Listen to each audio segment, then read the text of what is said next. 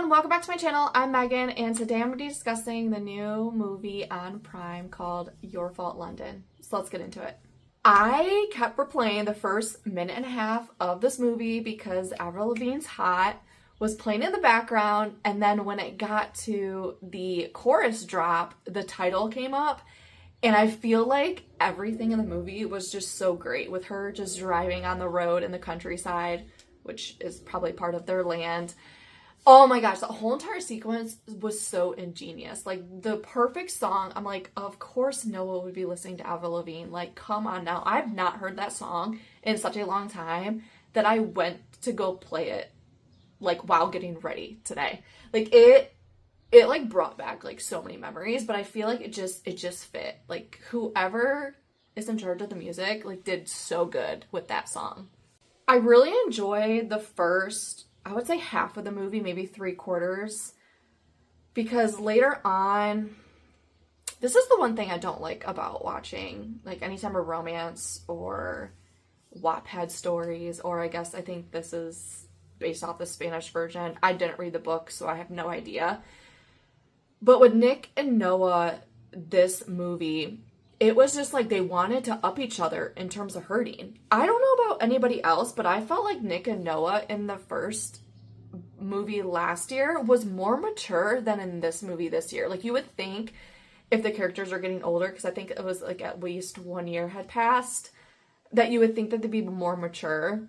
And I just feel like they went down in this movie than in the previous one. I'm like, why are you trying to up each other and hurting each other? It's like Noah said to Nick, like, we need to be able to, let's talk things out like adults. But like, you wouldn't even talk things out when things were going wrong. It was like calling the kettle black on both of them. Like, oh my gosh, I was getting so frustrated towards the end of the movie because she just kept saying, like, oh, we need to talk like adults between each other. Like, you're not telling me the truth. You're not doing this. But then I'm like, you keep walking away. You're not willing to have a conversation with each other. I just don't know if it was like drama for the sake of drama, or they just like should not be together, like, at all. Like, that's what I'm realizing watching this movie, is that they should not be with each other. Like, I think they should have had separate storylines, because I knew the presence of both Michael and Sophia.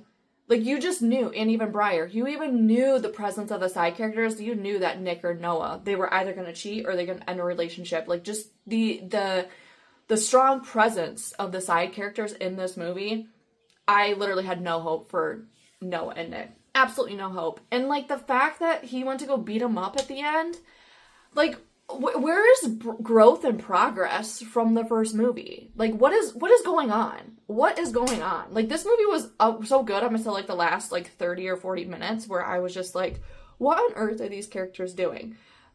It's like one of those examples of just creating drama just to create drama. And maybe this is what the type of genre movies it is. I don't watch a lot of these type of movies, so I have no idea if this is what it's supposed to be, just drama for the sake of drama.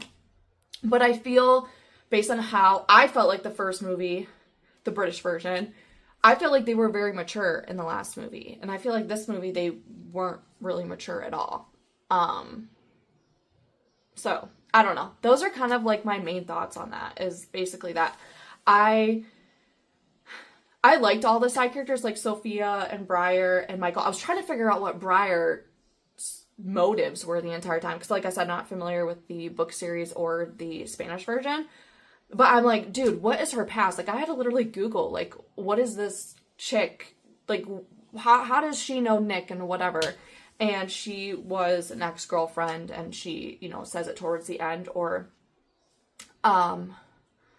Noah finds out that she was the girl in the relationship that she was talking about, or Nick was the guy who broke in her heart from the conversation that they were having at school. But yeah, I don't know. I literally do not know. However, I do love Lion. He is so adorable, okay? I just could not wait for his proposal to Jen. Like, Lion is just so adorable. Like, you just want to hug him. Like, he is just so cute. And I'm glad that his gym is surviving. In my head, I'm like, why did you have to do a race? Like, just accept, like, you know, Nick and his family are for good. They're not there to, like, just use you. They're there to support you money-wise. And I know, like, if you don't really have money, you don't really want to ask for help, especially those who are your friends, because you don't want to feel like you're using them. But I'm glad that Nick reassured them that we're going to invest in this and we want to help, you know, with your dad's legacy. And I thought that was really cool that he finally gave in, but you had to go through a race, a loss, just to get through to that. I thought that was kind of interesting. I was just like, I guess you live and you learn. But like I said, I mean, I like the movie, but like I don't like the movie. I have mixed feelings about it because, like I said, I feel like it was so mature in the first movie, and then this one, I feel like we kind of went downhill. But maybe, like I said, maybe that's the trilogy of the series, is that we're going downhill now, but then we're gonna go back uphill in the third movie. I don't really have anything else to say. I like everybody. I do like Michael and how he was telling and being super open up to Nick. I don't like how Nick went to be physical with him. It's not like Michael was provoking anything. He had a nice, calm demeanor, and Nick still decided to beat him up. I'm like I said, where's growth and where's progress in his character? Obviously, that was not the moment to do that. However, Michael reminds me of a Bridgerton. He reminds me of a mix of Benedict and Colin. There are certain points where I'm just like, gosh, he looks like Benedict, and then like, gosh, he looks like Colin. I'm like, he kind of looks like a mushed together. I don't know if anybody else noticed that either. But I'm like, leave Michael and Sophia alone. Leave them alone. It's not like they cheated. They took their opportunity. You know, what are you gonna do? You know? You should blame Nick and Noah for their relationship. Don't blame, you know, the other side characters for the relationship when Nick and Noah are the ones that are making it so complicated. They're like not even taking each other's advice. And like I said, they're calling the cuddle block by like not even doing what they should be doing in a relationship. I personally think they should not be together right now. I think they should do their separate own thing and then maybe come back to each other later on. But that's probably not what's going to happen because the series is all about these two and their relationship. So I'm sure they're going to get together at some point in time. But we do end up on a cliffhanger with Nick getting arrested.